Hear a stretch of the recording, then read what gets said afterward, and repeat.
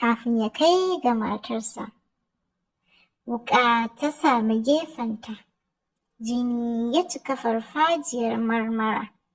Da asuba, ƙararrawar fada ta kaɗa don matattu, amma mutuwa ba ta karɓe ta ba. Baiwarta, tsohuwa wanda ta rene ta tun tana ƙarama, ta same ta, jikinta har yanzu na da zafi. Cikin firgici, baiwar ta ja ta bi hanyoyin sirri da tsofaffin bayi ne kaɗai suka sani. Fitar da ita daga ganuwar fada, daga tsaron sojoji, daga rayuwar da ta sani. Lokacin da suka isa garin, baiwar mai suna Inna Lami, idanuwanta sun buɗe amma babu komai a cikinsu.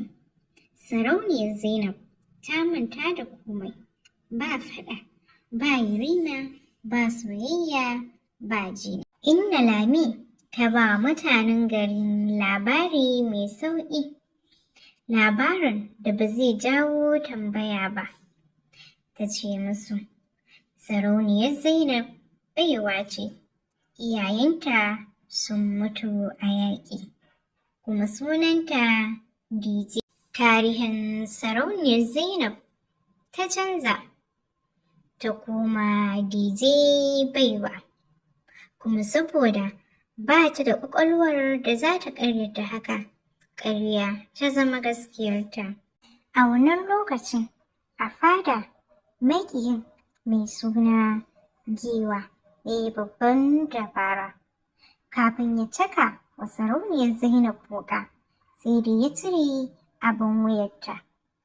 Washe gari da ya dawo, ya ga bai ga gawarta ba, sai ya samu wata gawar da fuskar ma ba za a gane ba, ya saka mata wani tsarka. A wuyan gawar ya rataya mata abin wuya, wanda yarima ya sa wa matarsa Sarauniyar Zainab a daren aurensu.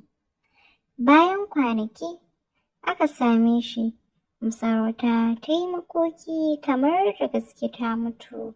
Abin wuya ya zama shaida, gawar ta zama gaskiya, zuciyar yarima ta zama kabari. Shekaru suka wuce a garin bayi, Dije ta ci gaba da rayuwarta tare da Inna Lami. Ta girma, ta zama mace mai ƙoƙari, ta yi aiki da hannuwanta, tana dariya da taka tsantsan, tana yin mafarkin abubuwa da bata fahimta ba.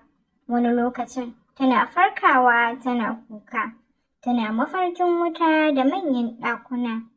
Wani lokacin yatsanta na neman wuyan abin wuyanta da baya nan.